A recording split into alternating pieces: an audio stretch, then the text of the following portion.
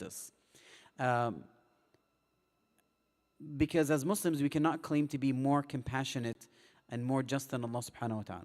Right? So we discussed that, and then we said that it is, we discussed, like, since we touched on morality, what did we talk about morality? Good. Who sets the morality? So we talked about the difference between the sources of morality for Muslims versus the secular system, right? Where we derive our moral values. What is the source of morality? And so for Muslims, it is from Allah subhanahu wa ta'ala. So essentially we called it theocentric. Theocentric, which means God-centric. As opposed to the secular worldview, they derive their morality from the human himself. Okay?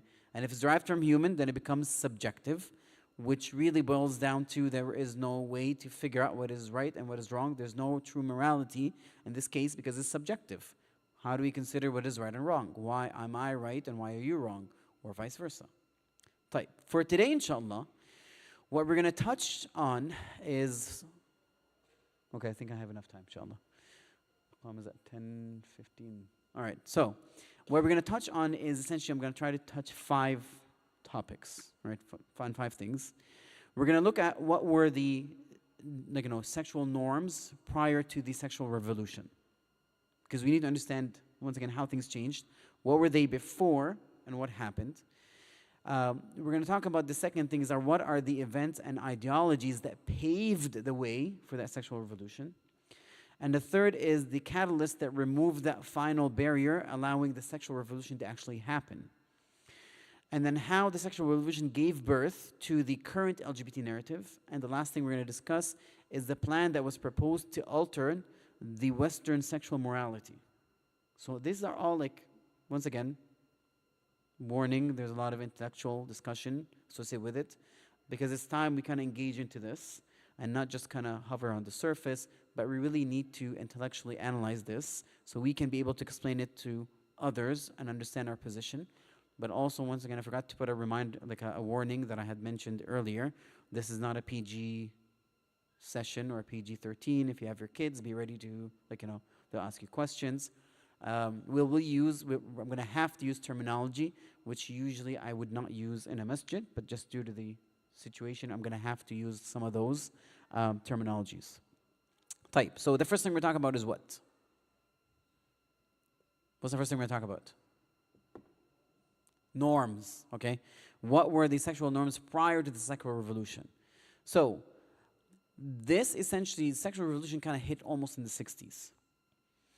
So prior to 1960s, premarital intercourse, let alone homosexual or same gender or same-sex acts, were considered taboos. There were things that were looked down upon. And it was extremely rare to find non-married individuals living together. This was something that was not there.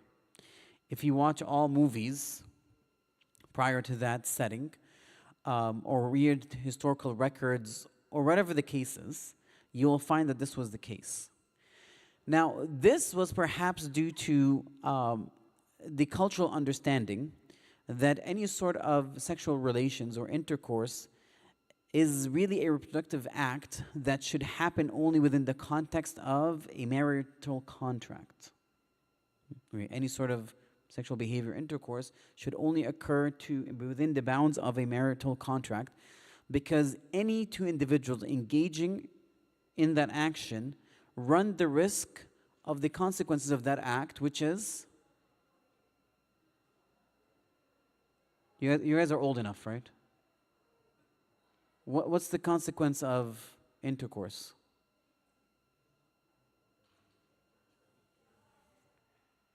Thank you. What's it called? All right, thanks you. Pregnancy, reproduction. Okay? That's the consequence of it. The consequence is pregnancy. Now, essentially, those two were tied together. You cannot separate them. Okay? So intercourse and reproduction are tightly bound together.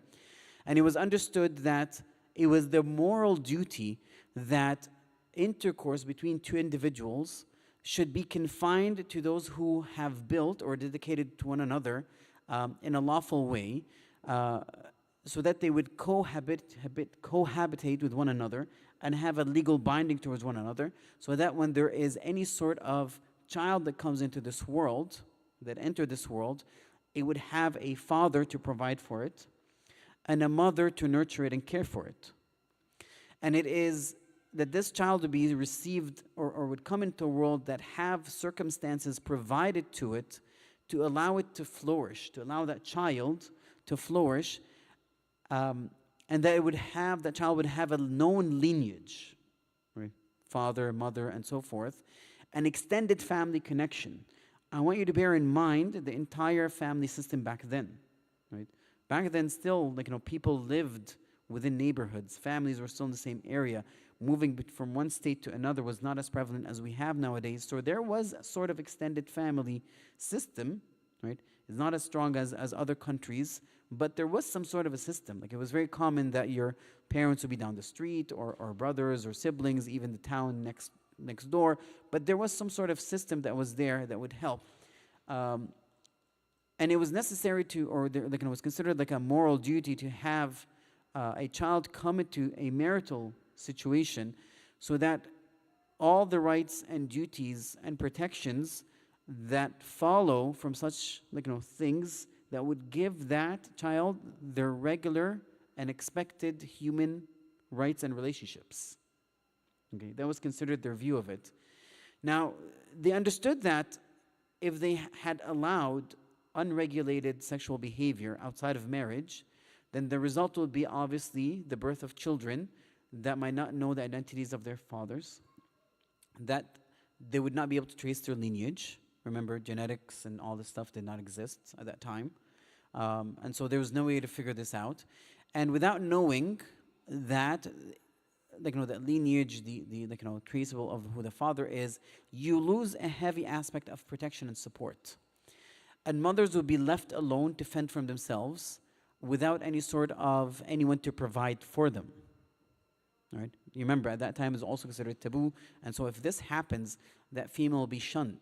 A lot of the support system will be removed. And so this was understood.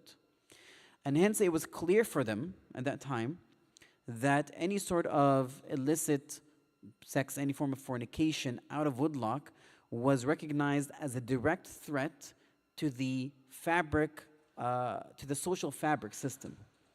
And it was understood that it would undermine the family unit, and especially it would jeopardize the well-being of the mother and child. So the question is, what happened? Like, what changed this? Right? We're talking about the 1960s.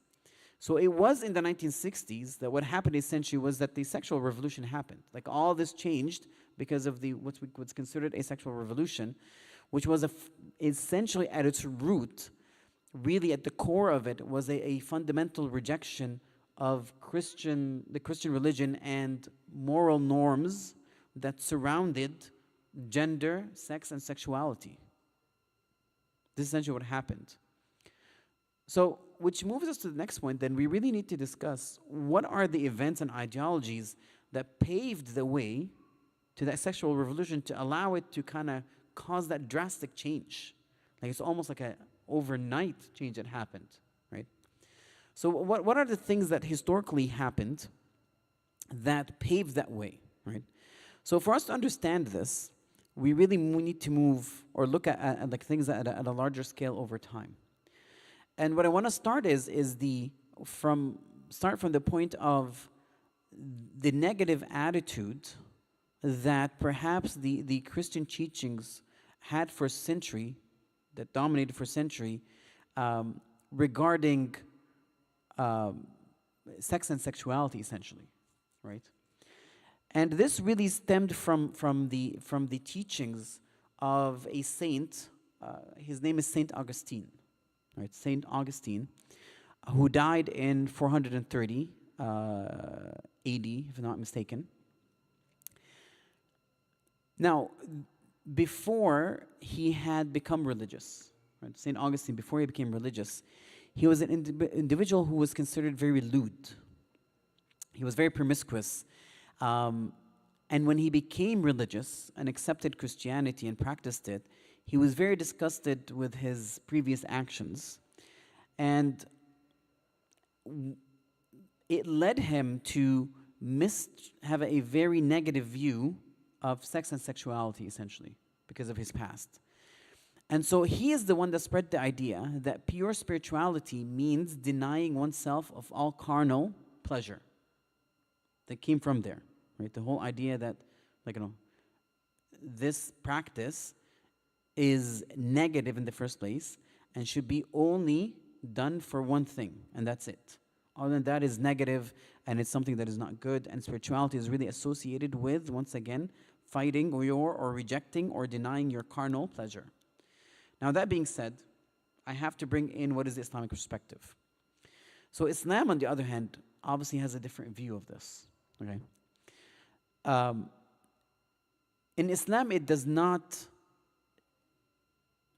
completely, right? It does not completely shut out our carnal desire. What it does, it regulates it. There's two different things. It regulates it as opposed to tell you deny it completely, because deny it completely is really not humanly possible. Allah subhanahu wa ta'ala placed those instincts in us for a reason. And some instincts are more powerful than other. And so trying to completely deny them and shut them down and practice a way of living that is counter to what Allah created us for becomes extremely difficult. And intentionally people would grow to resent this and want to move away from this because it's not sustainable, put it that way. So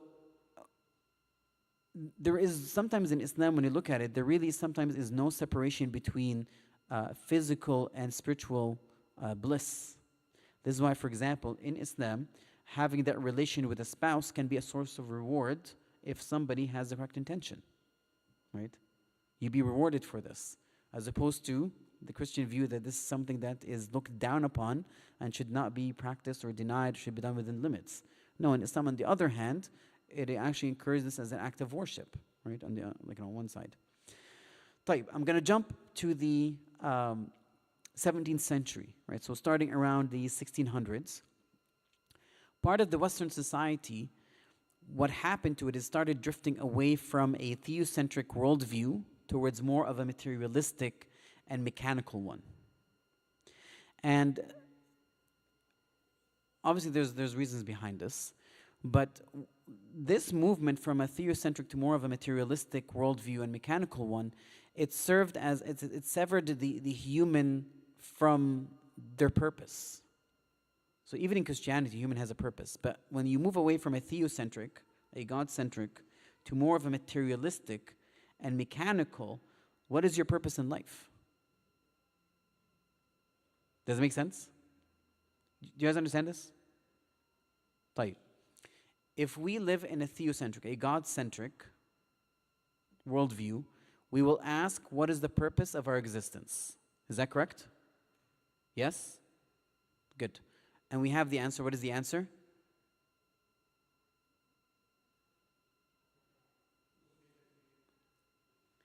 Only one person knows? I think you all should come to weekend school, inshallah. Right? I think we have to go over this again. It is, what's the purpose? To worship Allah subhanahu wa ta'ala. Okay? Our purpose is to worship Allah subhanahu wa ta'ala, essentially. Like, if a person removes, his world is no longer surrounded, the center of it's Allah subhanahu wa ta'ala, but it's more, you view things as very materialistic and mechanical. If you ask yourself, what is your purpose of life, then what is it? Very materialistic. So what would your purpose be? Huh? Well, it'll be a problematic. And so you find other things, but whatever your objectives you find, they're always based in materialistic things. Pleasure. Well, families. If you want to talk about financial, financial freedom, families are the last thing you think about. That's the funny thing, by the way, right? The funny thing is, if you are very materialistic, family is the last thing you want to have. Honestly speaking, like financially, it's a financial burden. Why would you want to have that? And this can explain the hesitation of getting married and starting a family now, right? Other than the fact that it becomes more of a burden. We'll discuss this later. It's more of a type. So, at the same time, consequently, what is part of the cause of that is that scientists, right, and empirical data at that time, really what became looked at or considered the bearer of truth and knowledge. So the bearer of truth and knowledge is no longer scriptural stuff, but it's scientist and science. And so this will result in meaning, purpose, and natural order of things are no longer considered important things. So why are you alive? What is the purpose of your life? What is the natural order of things? Is there meaning to your existence? All that has been sidelined. Okay? Now, between the 1700s and 1800s, so we're talking about the 18th and 19th century, several important things happened that kind of paved the way a bit further, okay? And kind of solidifying this whole, materialistic and moving away from the theocentric.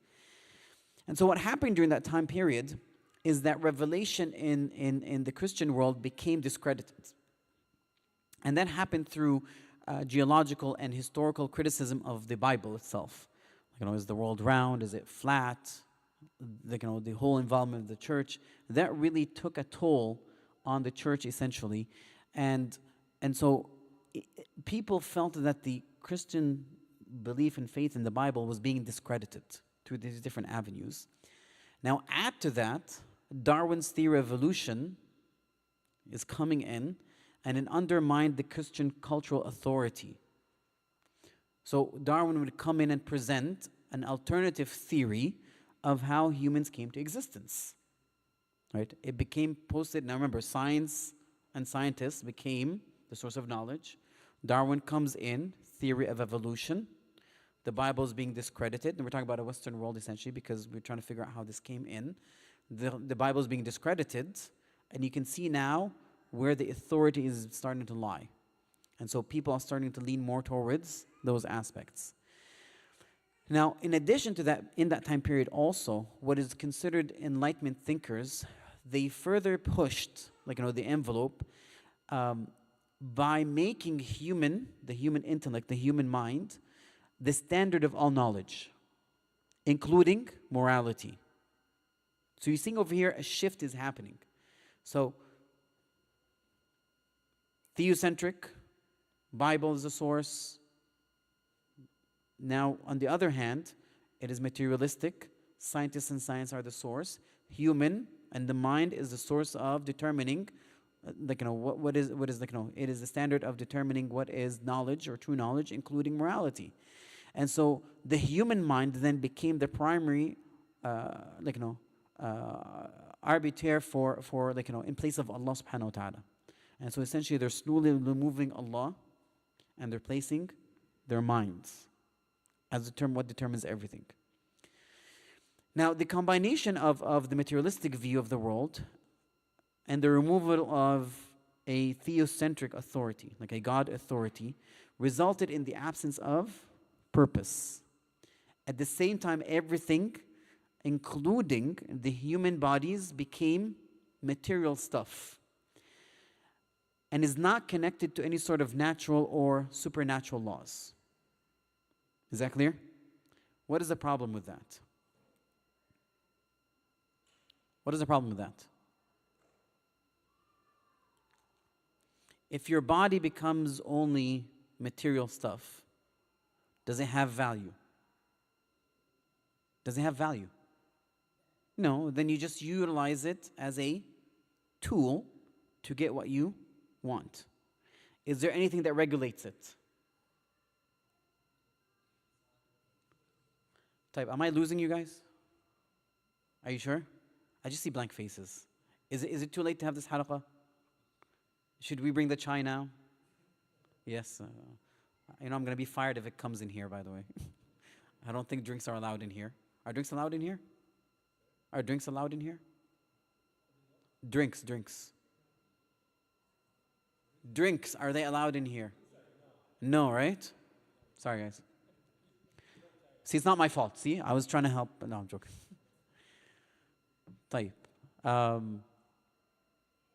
Let me know if I'm losing you. I'm going to repeat myself or try to reframe it in a different way. Okay? So, what was I talking about? Body, stuff, materialistic. Okay. At the same time, so all these things are coinciding, not necessarily in the same period, but over the years, liberalism comes in. Okay? Liberalism comes in and it's on the rise. And liberalism it bases its teachings more on individual freedom and personal autonomy above anything else, above community and above family. In the liberal thought, the most important thing is who? The individual. Okay? No family, no nothing. If your family goes against your whatever you desire, then you need to exit out, you need to fight for your rights, whatever the case is. And so, what over here we're looking at then is that eventually we are talking about what led to the demand of complete freedom of all external limitations, whether they are moral, religious, cultural, familial, it does not matter. If anything is going to restrain what I want, this is liberalism, what I desire, I need to fight it. So every constraint is seen as a barrier that we need to break. Freedom, okay? Any sort of thing that would limit what I want is considered a transgression upon my rights. It is something that will prevent an individual from reaching self-actualization. Do you know what that word means? What is self-actualization? The guy with the phone.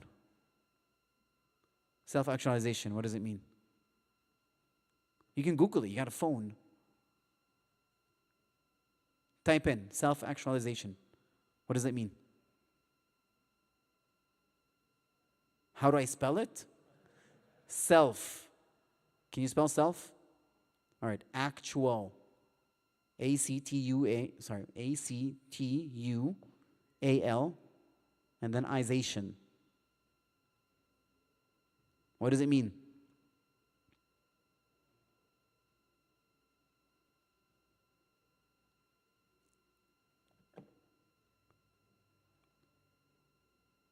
You need glasses?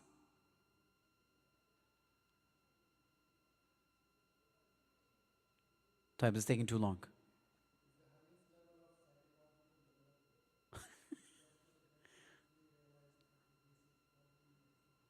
All right. So, keyword, realization and fulfillment, right? Realization or fulfillment of one's potentials, okay? And talents, perhaps. And roughly, that's what it means, right? And everybody wants to essentially reach self-actualization. All right. In Islam, on the other hand, how does one reach self-actualization? How do you reach your full potential? Sorry? Closeness to Allah subhanahu wa ta'ala. Anything else? Yes.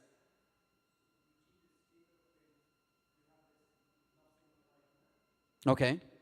So how do you reach that nafs mutma'inna? That's the question then. Tazkiyah. Purpose. All this is true, but we can summarize it in submission to Allah subhanahu wa ta'ala. Complete submission to Allah subhanahu wa ta'ala.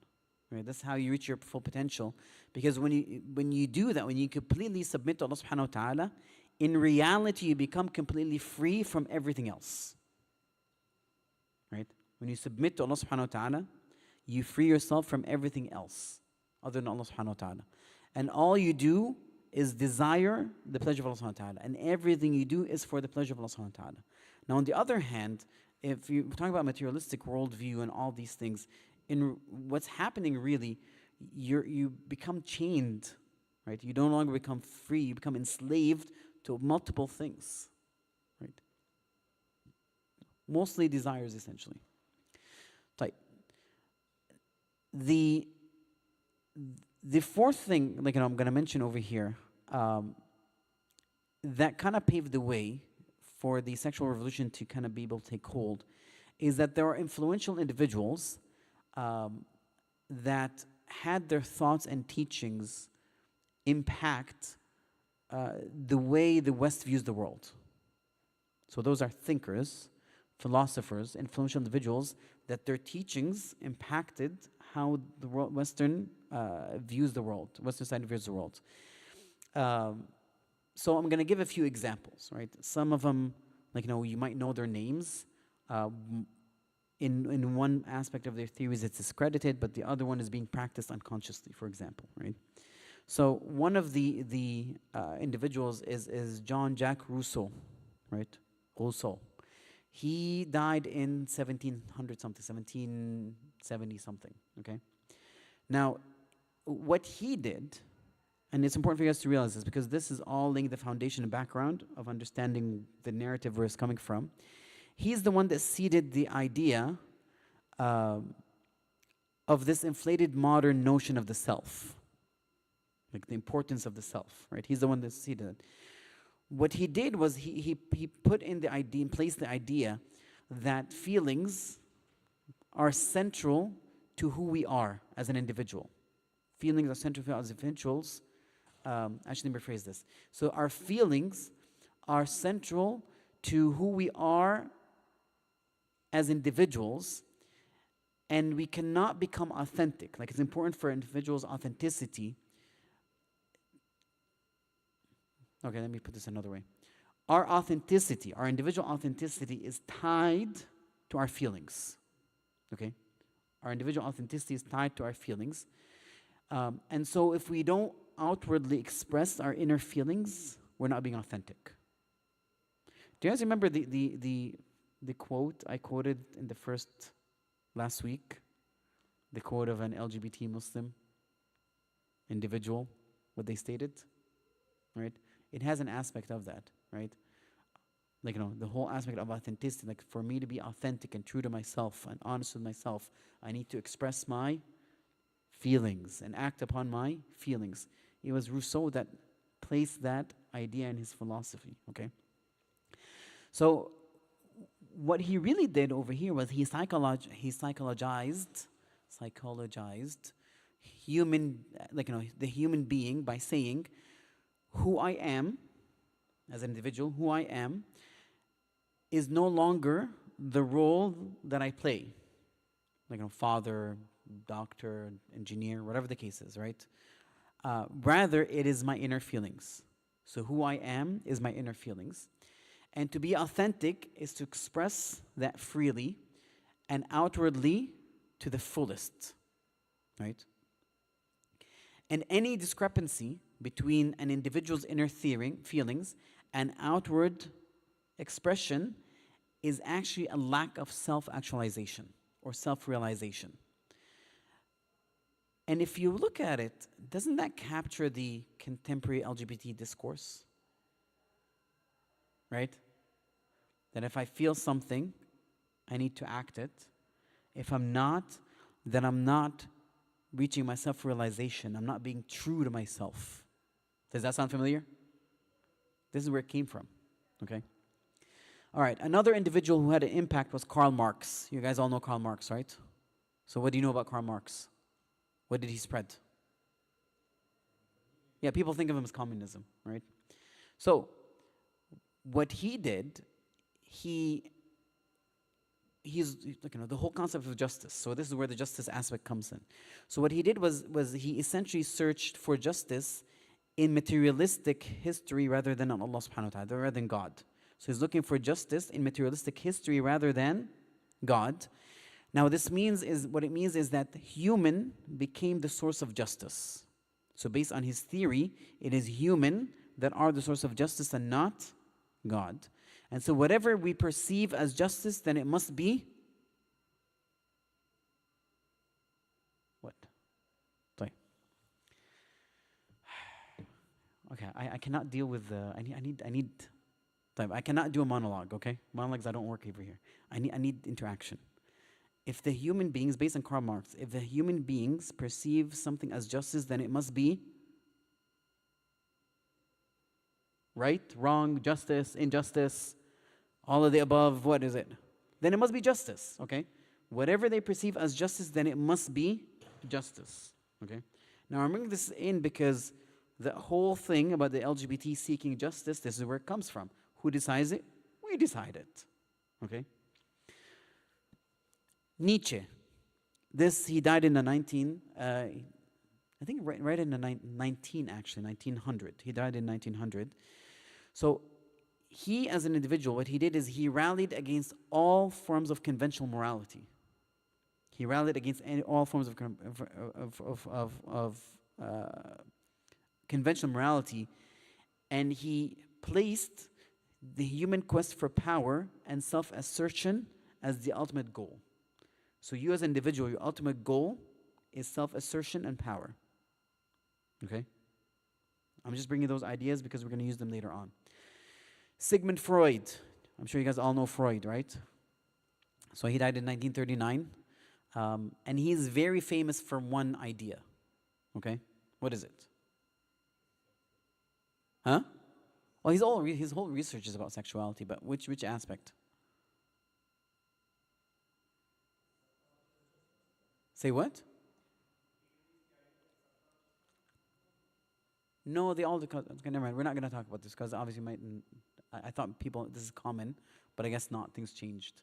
But his theory about specific things about sexual behavior and sexuality is rejected. However, what's interestingly, what still is kind of continued, what Sigmund Freud did is he rejected religion and contended that satisfying the sex drive was foundational to human personhood and happiness. That is still, whether stated or not, this is what we are seeing, right? So he had the whole idea that fulfilling your sexual drive is foundational. It is the most important thing for a human personhood and happiness. And so if I don't indulge towards who I'm attracted to, right, I will never be happy. So happiness is tied to that. You and as an individual, as a person, is tied to that. Now what's interesting though, by the way, right, here's where the kind of diverges. Even though he proposed that, he actually believed that to have a proper civilization, it requires containment of that drive. But people omit that part. It's kind of interesting. Type last one, or actually shouldn't last one. I'm talking about the disciples of all these and a few other ones. So the disciples of these individuals, what they did was they further pushed that envelope. So now we're moving into like the 1800s and 1897 and 1970s. So individuals such as, for example, Wilhelm Reich and Herbert Marcus, they called for a radical sexual liberation in the 1930s and beyond. So I'm just bringing you up to history of the ideas of where things fell. Okay.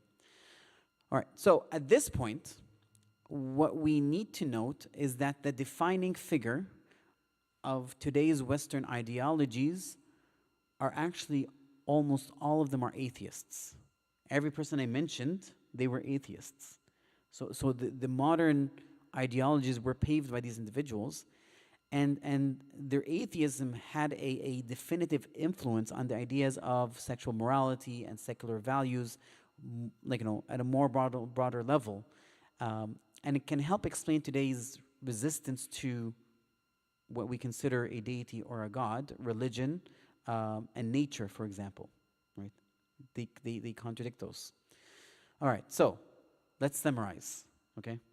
What we mentioned over here. So things that led to the sexual revolution or paved the way for it.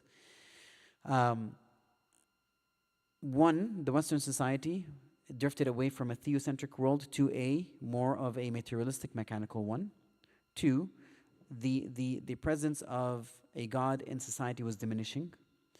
Third is that it was replaced with, so Allah or God was replaced with human reason as being the standard of all knowledge, including morality. The fourth is that the human body has no value. It is more of something mechanical, right? It's material stuff. Fifth, human actualization cannot be realized except with complete freedom. And then the sixth, any discrepancy between a person's inner feeling and outward expression is a lack of self-realization. And the last one, satisfying one's sexual drive was foundational for human personhood and happiness. So those are the ideas that were being funneled into the society and being absorbed. So the question is, why was it still taboo, right, even until the 60s, to have premarital relationships? If this was all the case, right, and people are rejecting all these things, and why did it take that long, right, until the 1960s, even until 1960s, it was still considered, looked down upon, to have premarital relations? No, by that time, the church was kind of, that's it. It was falling down. Are you kidding? Did you watch movies at that time, ya Sheikh? It was all about romantic stuff and defying your family, not listening to them, and it still is until this day. Abortion. Who said abortion? Oh, you did. Explain. It got my attention because it's an interesting answer. But what about abortion?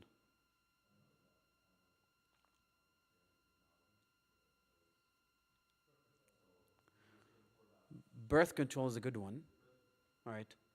Abortion, I guess, is still an issue. But I think they did have medication. I don't know. A doctor will probably answer that.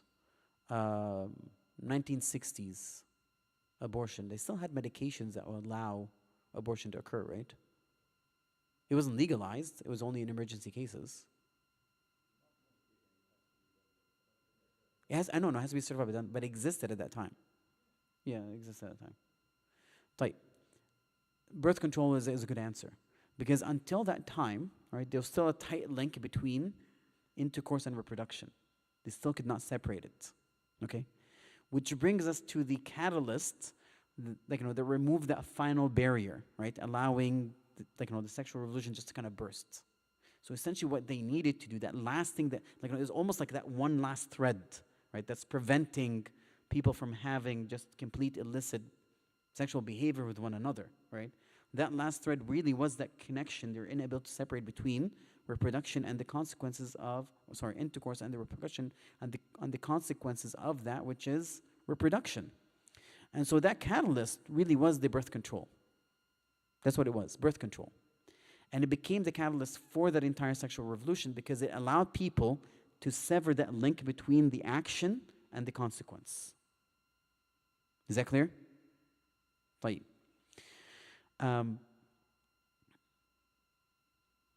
By that time, if you noticed, the Western society has almost a long time ago, they decided to choose more of a secular path, right? From the time of the French Revolution and so forth, they entirely just rejected any sort of form of authority from religion. It was completely secular, right? And it's centered at that time now on maximizing individual happiness. Welcome to liberalism, right? Your most important thing is human happiness. You maximize human happiness and you minimize any sort of pain, right? Anything that will prevent you from being happy. And so if you look at it this way, if you turn your back towards religion, God has no influence, the Western society really had no need to continue to bind or keep connected, intercourse with reproduction and marriage and morality, right? Those were no longer need to connect them. At one point they were, right? Intercourse, reproduction, marriage, and morality, they were connected together. But moving away from that, there was really no reason to kind of keep it there. And these four things essentially were blown apart, and once individuals were able to perform the action without worrying about the consequences. Is that clear? Right. Question for you though. In the Muslim world, right, the birth control pill was introduced almost at the same time and until this day. However, we don't see the same issues in the Muslim world as we do in the Western world. And if it's there, it's not as prevalent. So why is that though? I want you to look at the history of the Western world went through. Did we go through the same thing? No, we didn't, right? We didn't. So for starting from like Islam, not like not contradicting or not, I shouldn't say not contradicting, not going against what is considered scientific explorations, for example, right? Still, like in the Muslim world, it is a very theocentric, a God-centric world. Still, morality is attached to not us. We don't determine it. We understand as Muslims that it's Allah subhanahu wa ta'ala that determines it. And so forth. So many of these things that are in the Muslim world, right, still have almost like control measures that even if the birth control is there, it did not mean that it's going to shatter the relationship between the act itself, marriage, morality, and reproduction, essentially, right? So the sexual behavior, the reproduction, marriage, and morality, they're still connected together, right? They're not separate. They're still connected, okay? Because of our moral values and how we run them. So this, I'm saying this because a person says, well, like, really the birth control, how can you say it has this effect? Like, look at the Muslim world, or like, whatever the case is, it didn't cause that. Well, no, I'm not saying birth control itself was the cause. It was the catalyst, because the way has already been paved years ahead of time. Is that clear? Are you guys good with me so far? Excellent. Type. So the question then is, how did the sexual revolution give birth to the current LGBT narrative? So without really anchoring reproduction, marriage, family, morality, and morality, without anchoring them, sex came to be something that is strictly a matter of pleasure and individual fulfillment. That's what it is, right? The whole purpose of it becomes that. And men and women started living together before marriage, an arrangement that used to be, like, there was a term for it. It's called shacking up, okay? Now it doesn't matter. Like, you can put it whatever you want. It just became the norm. But still, like, for people to live together, there still had like a moral obligation, and the only the requirement for people to live together was love and commitment between those two individuals. So it's understood, like, I'm not going to move in, and then there's some sort of love and commitment with these, like, two individuals. So it's a prerequisite, right, for morally and socially acceptable intercourse between those individuals. Oh, they love together and they're committed together, right? Now, because once again, the human being and the mind is the source of morality, by the 1980s, right, there was no longer a prerequisite. The only thing that was required was consent. Consent, right? So people no longer needed to, like, to be married in love or committed to one another for them to have that physical relationship with one another, for it to be morally legitimate. The only thing you needed was consent, okay? All right, now, if this is the case, right, then relationship between two men or two women should no longer be objectable. Why? Because the only thing you need is consent. Is it making sense now? Right? Like, this is why they view, like, what is the problem? Why is this wrong? Like, how could it be wrong? Right? These two people love each other, right? They want to fulfill themselves. Like, they're adults. They're consenting adults, okay? And so this is the language that's being used. And so the central, like, central to the LGBT discourse is the formation, like, later on this kind of, sorry. So let me move from that. So mutual interest and consent, right, is the only thing needed. And so that same gender relation logically should not be rejected.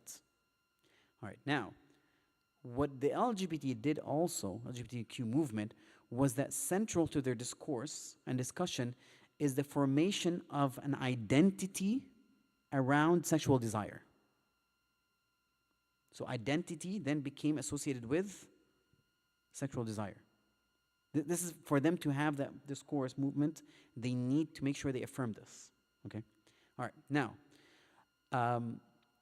another crucial move in the modern sexual narrative was to reject the divinely inspired soul as an essence of human being and replace it by sexual identity.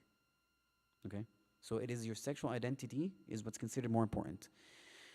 Now I'm going to quote a person, his name is Carl Truman. I put this quote and I forgot the name of the book, unfortunately. I should have put it there somewhere. But I'm going to read this quote because he put it really well, right? He said, "It is difficult to overestimate the importance of this move to make the sexual desire central to human identity.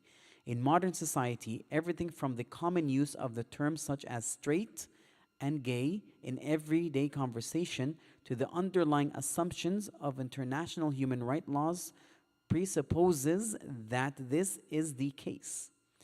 And the idea that human flourishing is virtually synonymous with sexual fulfillment is a commonplace, in fact, virtually an intuition of modern Western culture." Now, those phrases, I gave you the history behind them and some of the philosophers that propose those theories. This is where it comes from. Do you guys see the connection now? Yes? All right. طيب. Now, here's where it becomes, right, more, like, active. Any religion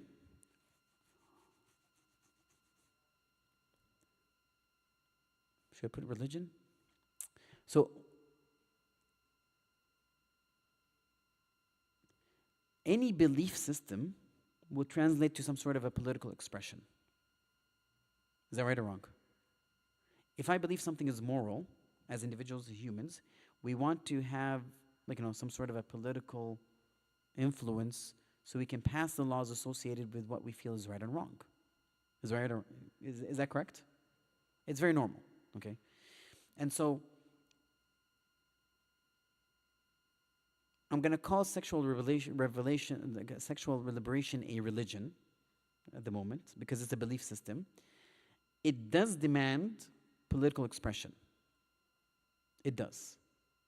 And so I'm going to quote Truman again. He said, if we are at root defined in large part by our sexual desire, if sexual desire, or orientation as we now call it, is who we are, then sex must be political because rules governing sexual behavior are rules that govern what is and what is not considered by society to be legitimate as an identity. Do you see how things shifted? Do you guys see that or not? It's all rooted in how we view things, right? And so he said that this has further consequence. The old chestnut of love the sinner and hate the sin simply does not work. Why is that? In a world where sin is the identity of the sinner, and the two cannot be separate even at a conceptual level. This is why when a person says, I don't agree with LGBTQ movements or desires, what do they react? Why do they react the way they react? Is because of this, right? They're unable to, they're separating, they're not separating between the action and the individual. The moment you say, I disagree with the action, to them, it's translated as, you disagree with me. If you say, I believe the action is moral, they translate it as, I am immoral. Is that clear to everybody? All right, good, excellent. طيب. Inshallah, I'm doing excellent in timing. Alhamdulillah. All right, so how, now still once again, you have to realize that even though this happened in the 1960s and there was sexual revolution, still same gender relations was not prevalent. So how did it move, right? How was the Western sexual morality altered? In reality, there was a plan for this. So in 1989, a neuropsychologist, his name is Marshall Kirk, and a social marketing and advising executive, Hunter Madison, they co-authored a book. And this book is called After the Ball: How America Will Conquer Its Fear and Hatred of Gays in the 90s. There was a book that was published by these two individuals. So both, by the way, are graduates of Harvard, right? And they both identify as gays. And their book, what it did was it almost served as a manifesto for normalizing homosexuality in the Western society. Right? This is like the guide, the doctrine that was used to normalize this. So once it was published, right, the plan that they placed was really followed by the LGBT movement itself. And let me tell you what their plan was. So this is what they stated. Okay, I'm going to quote from their book. They say, the campaign we outline in this book, though complex, depends centrally upon a program of unabashed propaganda, firmly grounded in long-established principles of psychology and advertising. So what Kirk and Madison employed over here is the principle of desensitization. Okay? Do you guys know what desensitization means? Doctors know what that means. What does desensitization mean? What does it mean? When you desensitize somebody. And then what happens? They use the reason immune, but essentially what happens is they no longer see it as, they normalize with it. It becomes normal in their life. Something becomes normal in life. And so this is what they're talking about. And so what they wanted to do is they wanted to build on people's primal instinct, where over time people kind of get normalized with things. And so they said a flood of gay-related advertising presented in the least offensive fashion possible would get the job done. If straights can't shut off the shower, the authors they say, they may at least eventually get used to being wet. Now, this is their notion of kind of like a conversion, right? So what they say is, we mean conversion of the average American's emotion, mind, and will through a planned psychological attack in the form of propaganda fed to the nation via media. Remember I said at the beginning of our session, like if you look historically, throughout media, things are increasing in number, right? This was a plan that was placed since the 80s, right? And it was paved and allowed through a worldview that was established that is based mostly on a materialistic worldview of things, that the most important thing now, our bodies is something mechanical, and the most important thing is our happiness and our emotions, right? And our behavior and our wants and desires is our identity, okay? Now, obviously, Islam does not really agree with that. We're going to talk about towards the end how, essentially what happened over here, they combined between things that should not be combined, and they separate between things that should be brought together, okay? I'm going to leave that to the next time, inshallah. So next time we're going to talk about, discuss how, certain moral concepts differ based on a person's worldview. We're going to talk about challenging the claim that desire, action, identity are combined, because this is what they claim. They claim that your desire, action, and identity are all together.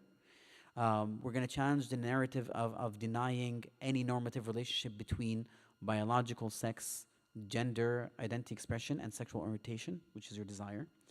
And we're going to challenge the false equivalence between race, gender, and sexual identity and behavior, right? Because this is all part of that whole discussion. All right, so we're going to do that next week, inshallah. I think for the first time, I shouldn't say that. I know there's going to be a flood of questions probably. But just for the record, I think, we have chai? All right, there's chai. It's ready. But we'll take questions, inshallah. Yes?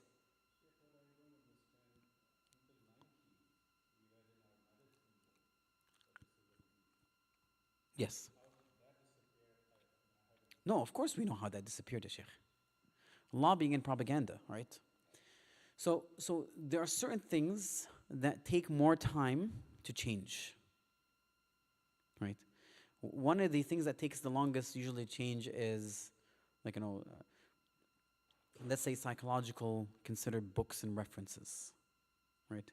That usually take time to change. And for it to change, you need to have a bit of power behind a political and lawmaking, right? Now, that movement did not have a political and lobbying hold until later on, right? Once it got there, you'd see those things quickly changing, right? Does that make sense? Right? Because essentially what you need to do is you need to change the minds of generations or the community, right? You need to change it, like, the people, their minds. Changing their minds will take some time. Now, once that happens, you have enough people in support to lobby and make sound that it becomes at the political stage. Once this happened, then you have to change all your manuals. Because, put it this way, what would it take to change them as something in the manual? No, no, no, no. No, no. No, no. No, no. That shows it doesn't necessarily need scientific proof, right? It was only removed for a reason, because it was considered what? Insensitive, bigotry, phobic. There's no science behind it.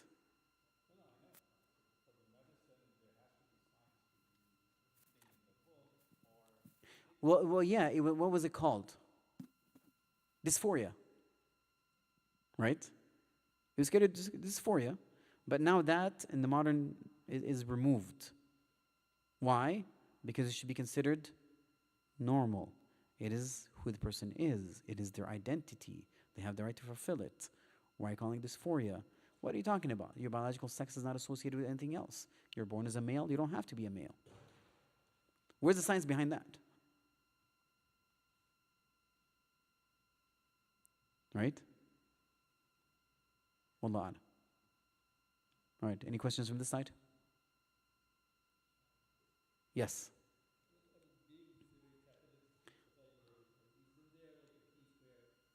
There is like a economy or like profiteering that should play a part, right? I mean, that something must be driving it. I mean, other than the books and the research and the Harvard person you mentioned, right? I mean, isn't there a force which is driving it, which will like they have a reason to kind of push this out there so that they can profit out of it and things like that. Like, there must be an economic factor kind of tied to that, right? Does it have to have an economic factor? Not necessarily, but is there economic profit from it? Obviously, yes. So right now, it would be considered, but once again, we're talking about, we have to separate between different things. Between what we are now and what we're talking about is what led to now. So what we're looking at, what led to now. So now at the moment, it is considered a political suicide, right? Economical business suicide, in every aspect, a social suicide, if you go against them, right? That's what it is. To answer his question, maybe LGBTQ movement is one, but accepting gay marriage, that's economical because you need the inheritance and all that kind of thing. So there it becomes. It's kind of funny considering that the rate marriage is only like what, 3-4%. Getting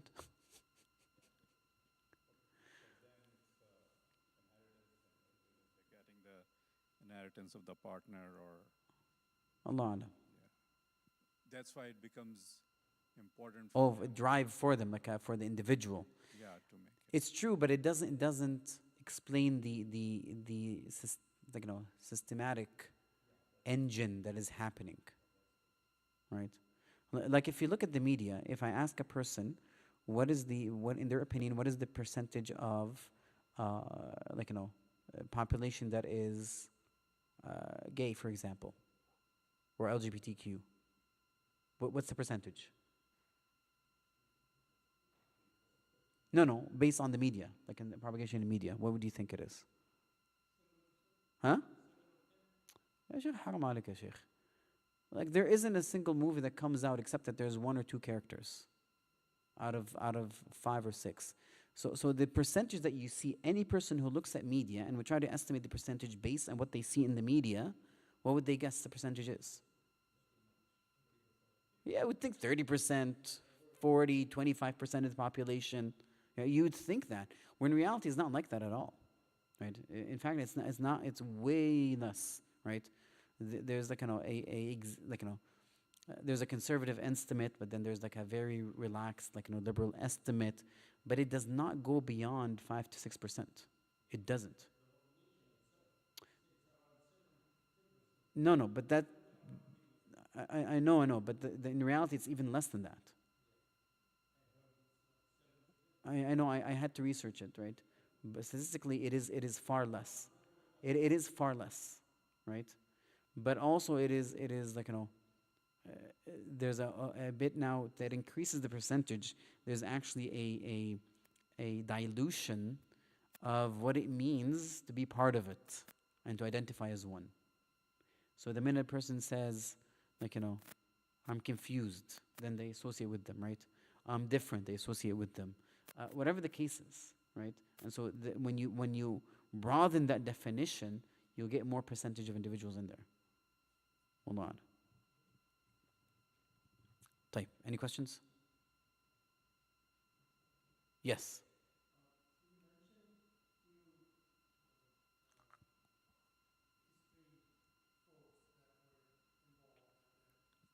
But by the way, who I'm mentioning, by the way, is just, I'll be honest, there's a lot more individuals that did have an effect. I just cherry picked, right? Individuals to put in there, people who have big names, but there's a lot more of those individuals in history. Yeah. Yes. My question is, at that time, there must be many more who would be opposing them, right? So there are 2, then there would be 10 against them. Mm-hmm. So why it wasn't stopped at that time, where the ratio was like in 0.1% or whatever? Like that? So if you look at it, when we're talking about, for example, historically speaking, you're talking about these are people, for example, that started in 1770 something. Okay? So first of all, these people they were held in high regards as philosophers. Remember, this is a time where the mind and the intellectual was considered the highest level of intellectuals. And so they already placed themselves in the society as a status. And so anybody who argues against them essentially is not at their level in the first place. They're at a disadvantage. But nonetheless, even though they're propagating these ideas, it didn't spread at that time. Those ideas that were there that took time to propagate. It was not immediate. Yes.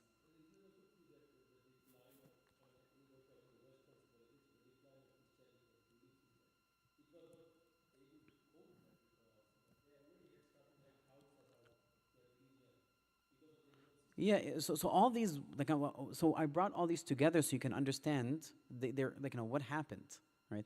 There's a drift away from the church. Okay, fine. If they're not going to be the source of morality, what is?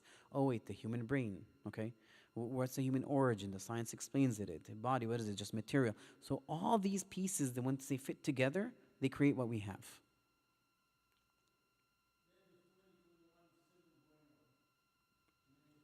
طيب. But this is all between the LGBTQR. طيب. So if you notice, they have to put so many together.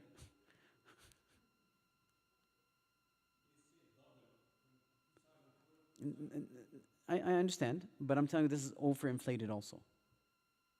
It is overinflated. I understand, but it's overinflated. But once again, it has to do with connecting desire and preferences with identity, where in reality, Your identity has nothing to do with your desires.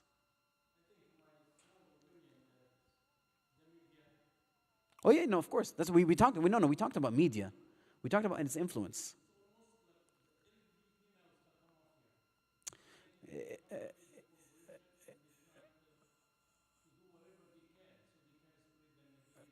So we, so what you said, I actually said today. I said what you said today, so it is true. Right? Type. Any more questions? You guys don't want chai? I think you should go have some chai. جزاكم الله خير. سبحانك اللهم وبحمدك أشهد أن لا إله إلا أنت أستغفرك وأتوب إليك.